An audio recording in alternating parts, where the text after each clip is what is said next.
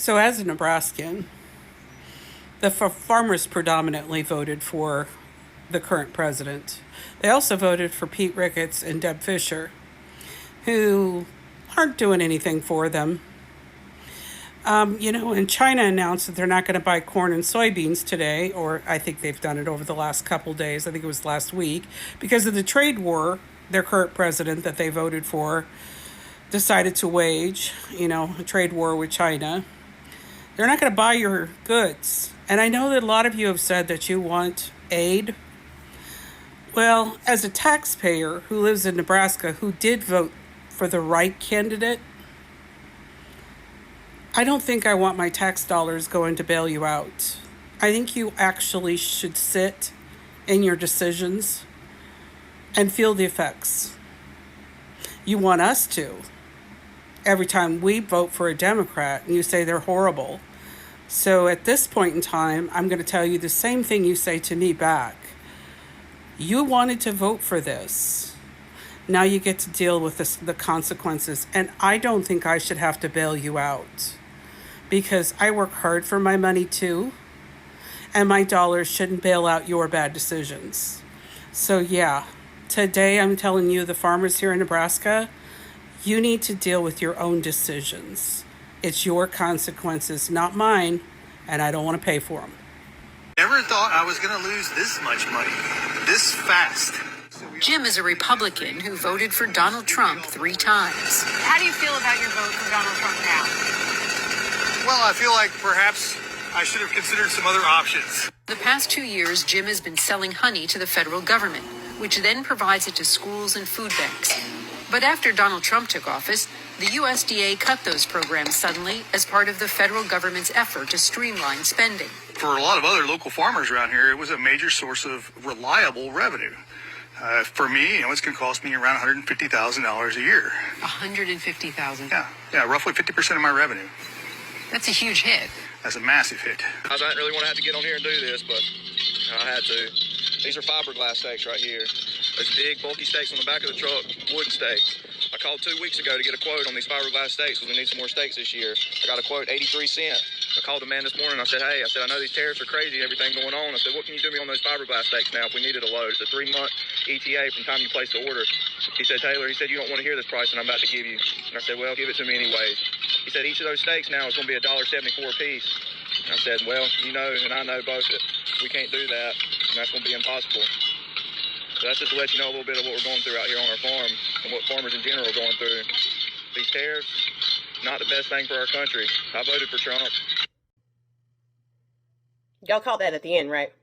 He voted for his own company to have to pay more tariffs. Even though this guy did not admit that he knew what tariffs were, the conversation that he recalls with the person that he's buying that steel from sounds to me like he knew what tariffs were and how they were going to affect his company. Now, this guy is from North Carolina, my home state. Now, he has on his profile heading that he has legal immigrants. Okay. Trump does not care. Trump doesn't care if they're legal or not. They're brown. He wants homegrowns next. He just doesn't want them there at all. So you emphasizing that you have legal immigrants there, he doesn't care about that. Kilmar Abrego Garcia is a legal immigrant. He over there in El Salvador. He doesn't care about your business. And you are now paying almost $1 more, if not more than $1 more, for the same thing that you were paying for. That is going to cripple your business. And you voted for that outcome for your business. If your business goes under, hold on. I thought I found some cares somewhere. I can't find any cares. So I've got concepts. Y'all, I have some mixed feelings about these farmers that are getting screwed over by these tariffs. There's part of me that wants to laugh in their faces and say, congratulations, you got exactly what you voted for, bro. And then there's another side of me that understands that these people are just too simple and don't really understand what they did. You don't want to hear this price I'm about to give you. And I said, well, give it to me anyways. He said, each of those stakes now is going to be $1.74 a piece. I said, well, double the price. I know both that we can't do that, and that's going to be impossible. So that's just to let you know a little bit of what we're going through out here on our farm and what farmers in general are going through. These tariffs, not the best thing for our country. I voted for Trump. Now, if you didn't catch that at the end, he said, these tariffs aren't the best thing for our country, and I voted for Trump. These people don't really pay attention to the news. These are people that just listen to what Earl says down at the diner, and he's voted Republican his whole life because they're the party of God. And speaking of God, there are a lot of these farmers that say, you know what, I'm not that worried because God's got this.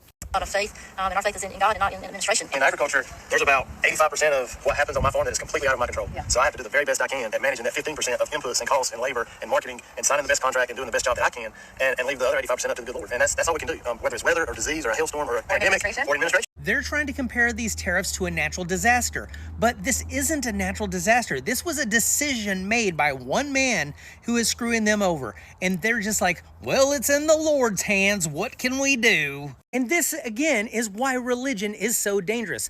They're willing to accept financial ruin because the Lord's got this, so I'm not going to be worried about what Trump decides to do. And my friends over at the Cowboy Church told me that God put him in office for a reason. And that's just it. When you think that there's a supernatural force just watching over you at all times, nothing matters. Your family might starve. Well, if that's what God wants, who am I to argue with him? If you don't get your kid vaccinated, they could easily die of a disease that's easily preventable. Well, if that's what the Lord wants, I'm not going to be able to stop him. And that is why religion is one of the most dangerous things on this planet. Because these people have been convinced that they are completely out of control of things that they could completely control if they wanted to. And the sad thing is that we need our farmers, but Darwinism is going to take them all away from us if they don't get away from this Christian nationalist way of thinking. Unfortunately, I just don't see that happening. Do you? I've had enough. Yeah, I've had enough of this horse shit. I don't give a shit what kind of law you make. I ain't going to follow it. I ain't paying my taxes this year. I just don't even care. I'm not going to be ruled by tyrants. I'm done. No taxes. I'm not following your goddamn laws that you make that are arbitrary and unconstitutional. I just ain't doing it. I've had fucking enough of your bullshit. Washington State, Oregon, California, kiss my ass. I ain't following no more laws. No more new laws that don't make no sense. Your little snitch line and all your bullshit you got going on, I'm not doing it.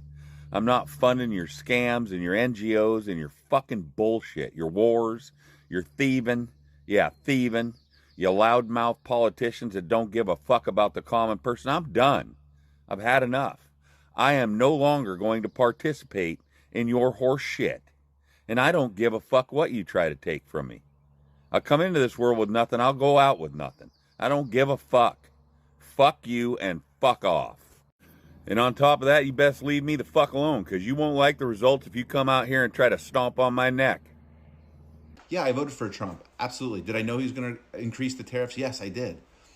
However, I thought that the infrastructure would be set up prior for small business to come back to America and manufacture. Why did you think that? What possible evidence could you have based that thought on? From 2016 to 2020, U.S. farmers needed a bailout. That was Trump's administration. From 2020 to 2024, during Joe Biden's administration, nobody was asking for any bailouts. Farmers were doing okay. And now, 90 days into, guess who? Oh, Donald T. Rumps. The newest administration, they're already asking for another bailout. Way to go there, farmers, for Trump. You got exactly what you wanted. Didn't you? Regarding all these farmers that are now crying about possibly losing their farms because they voted for Trump, this is why you absolutely should not feel bad for any of these farmers that voted for Trump. Now, the ones that didn't vote, yes, feel sorry for them, go support them, do whatever you need to do. But the ones that voted for Trump, do not feel sorry for them, and let me tell you why. I am a builder, and I've been building shit in Oklahoma City going on like 20 years now, and farmers are not stupid. If you have the ability to manage a farm and understand the weather, the climate, your machinery, the chemistry that goes into your crops, you are not a stupid person. You're just not. And especially when you come from generational farming, you have the ability to look ahead and predict what you need to survive. And so when you have two candidates where you have Kamala Harris on one side giving you a whole fucking list of shit that she's going to do for you and make your life better, and then you have Trump on the other side who can't even come out with a normal sounding sentence, and you still vote for that guy, and you are a farmer, you are either racist or sexist or both. And they're only crying now because now they are being treated exactly how they voted for other people to be treated. Got that? They are being treated how they voted for other minorities, people of color, everybody else, poor people, sick people. That's how they voted for other people to be treated. And now they're the ones being treated that way by losing their livelihood, their homes, their income, their farms. So do not feel sorry for them. This is exactly what they had coming. Quick follow-up as to why exactly would Trump be doing this to farmers anyways? And I'm guessing 99% chance it's because he wants to bankrupt farms so his corporate buddies can come in and do a land grab. Basically what you have been seeing the last few years, major companies buying up a bunch of rental houses and jacking up the price of rents, and it's all going to corporations. It's probably something similar to let these farms go to foreclosure and his corporate buddies be able to come in, swoop them up, and now you've got bigger companies involved in more of our day-to-day food. Farmers in Indiana and Nebraska and other states in the country are going to lose their farms. And when they do, corporations are going to buy up that land. The tariffs aren't bringing industry back to the U.S. Tariffs are not going to help small businesses. Tariffs are not going to help farmers. Tariffs are going to help corporations and more rich people like Trump. So you know what? Keep cheering it on, MAGA. Keep cheering it on, because you're cheering on your own demise. Did y'all hear what Maine's farmers did last week? Suffice it to say, they are pissed and they are not taking what the Trump regime is doing lying down. Here's a little clip from in front of the Maine State House in Augusta, Maine on April 16th.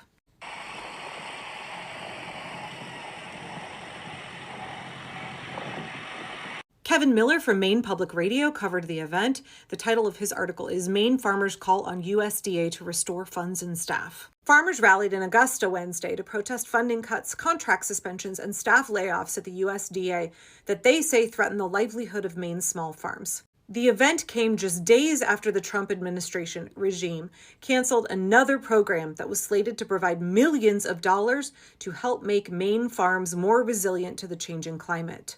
Now, I reported on this quite a while ago. Conservative farmers all across America are facing the loss of grants and funding that were not necessarily coming from places that you would expect from the Department of Energy, for example. All kinds of grants that help make their farms more resilient, more environmentally responsible, and provided lots of funding for infrastructure and operations that they really need. And they didn't think that when Trump talked about gutting the federal government that he was going to cut off the funding to them.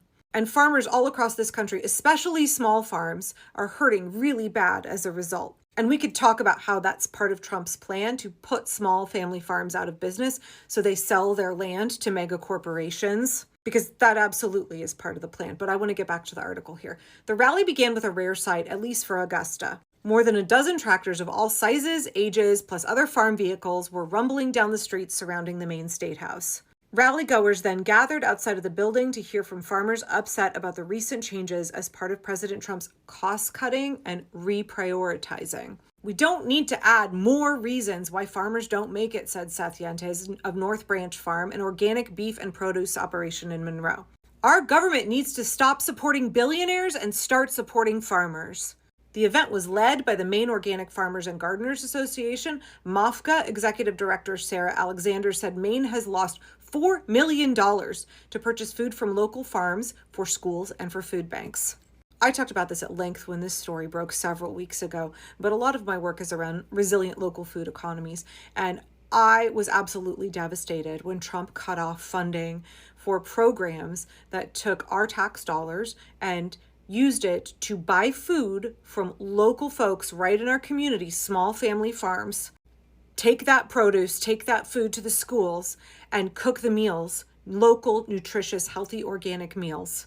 fed to America's school children. We need more of those kinds of programs. That is the kind of stuff our tax dollars should be funding. If we have hungry children who need to be fed, and that is an obligation that we have as a society, why not use those taxpayer dollars and support small family farms and give those kids a rich, varied, nutritious diet? And those programs are just like a tiny, tiny little drop in the federal budget. But what a huge impact it had in the lives of small family farms and of hungry school children. Those have all been cut so that more money can go straight into the pockets of Elon Musk. More of our taxpayer money. Our taxpayer money. That is our money. It is meant to serve the public good. And now it is all going to billionaires.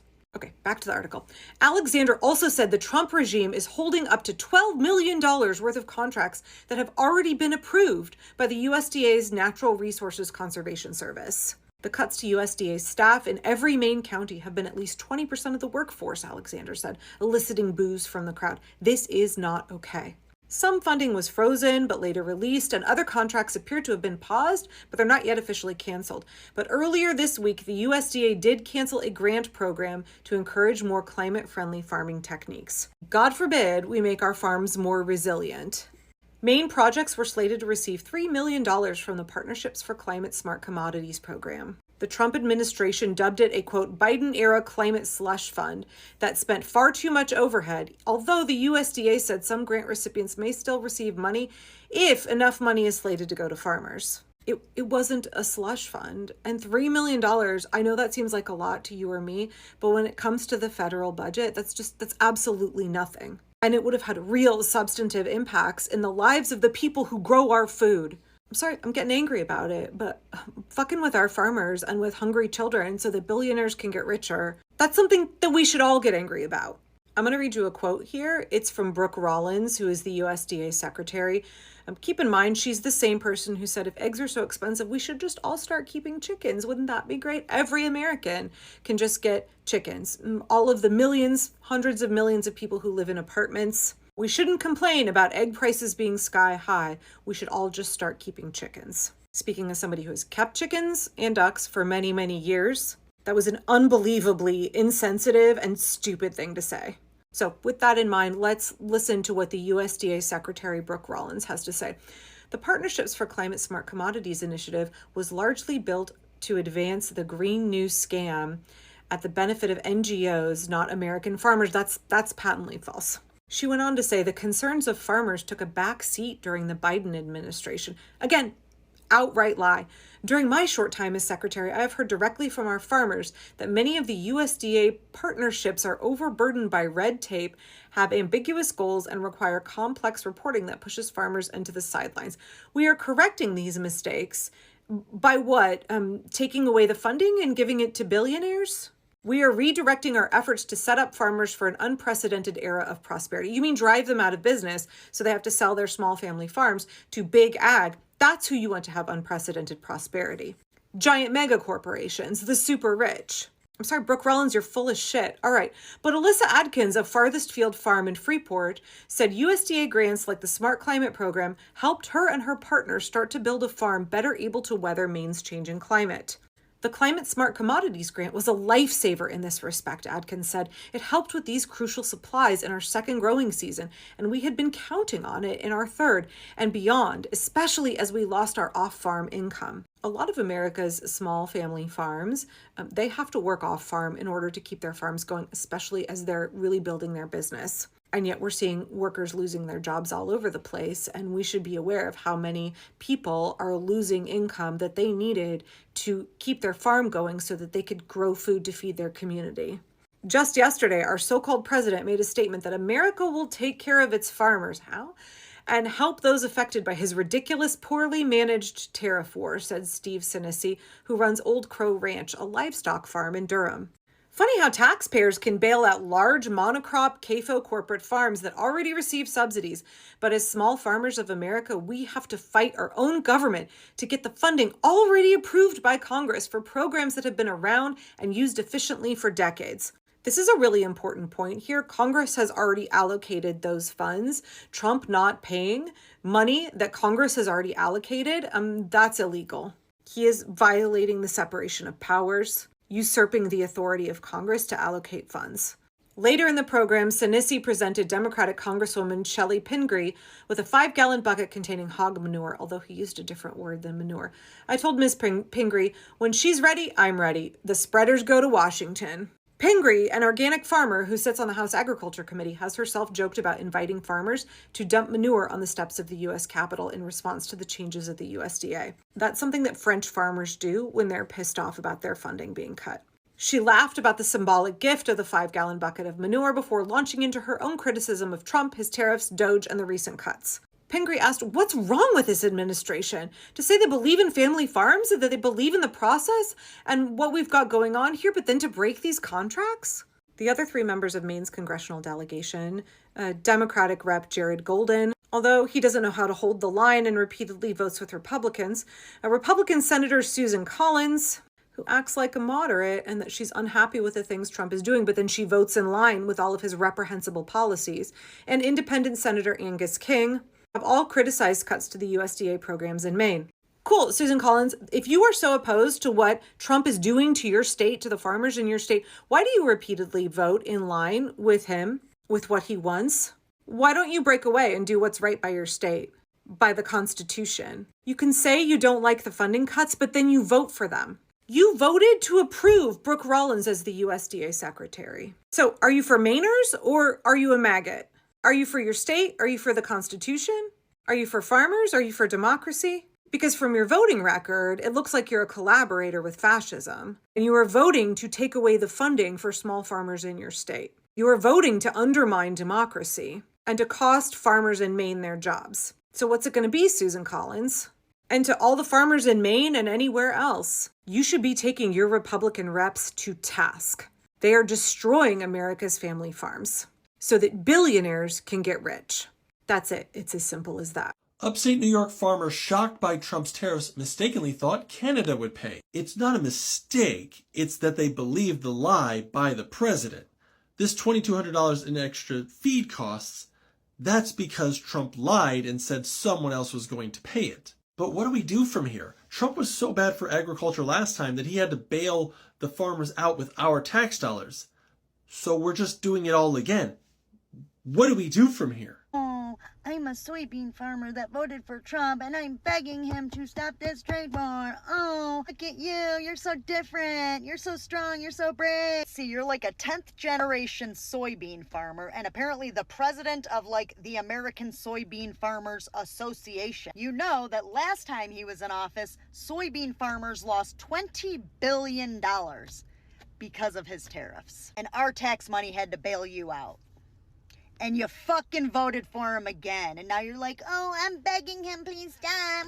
This was in Project 2025. Hello? So fucking tired of you people. I saw a video of the cheese lady, the cheese slice lady. I saw a video of her like at a store pointing to cheese and saying, haha, see, some of us can laugh at ourselves. Fuck you. Right. Fucking glaring red flags. You ignored all of it. And now you're like, I'm a soybean farmer and I'm begging him, please stop doing exactly what you said you were gonna fucking do. Oh, I'm the cheese lady. I'm the cheese lady. See, I can laugh at myself. Obviously, I got tricked, but I can laugh at myself. There are people whose lives have truly been impacted by his fucking whims. Cheese lady, we don't need you to laugh at yourself. We need you to fucking apologize. What, soybean farmer? We need you to say, I am such an asshole. It was crystal clear. He said, I'm going to do this to you. Now I'm like, fucking apologize to the whole country. I'm going to start off by saying I did vote for Donald Trump. We are possibly going to lose our farm if NRCS doesn't hold up their contract with us on the EQIP program. So the reason that they're not able to hold up the contract is our EQIP program, which is cost sharing on fences, waters, a well, and some seedings, was funded by the Inflation Reduction Act. Because of the executive orders, there's a pause or a freeze on the funding through the Inflation Reduction Act, and they're not able to pay out on the stuff that we completed or anything going forward. I'm not the only one this is affecting. So there are other farmers in the comments saying that they're in the same boat that I'm in because they signed these contracts, and the contracts, even like, so whenever I looked into the contract, I made sure that that funding was set aside. It wasn't funding that, oh, we hope it's there whenever it's done. I made sure that that funding was set aside so that way before I made these business decisions, I knew that funding was there per contract. So they're backing out on the contract because they don't have the funding. They can't release the funds. So now Trump is telling the American people that the grocery prices have come way down. Have they? And if they have, where do you live? Because we live in Charlotte and they have not come down at all. If anything, they've gone up. So A devastating trade war is crushing America's wine industry, and experts warn some producers may never recover. The crisis began when Canada, the U.S. wine industry's most valuable export market, worth $1.1 billion annually, pulled all American wines from store shelves and restaurants last month. This retaliatory move came after the Trump administration imposed steep tariffs. But that's just the beginning of the industry's troubles. Here's the triple threat facing winemakers. First, most American wineries rely on glass bottles imported from China.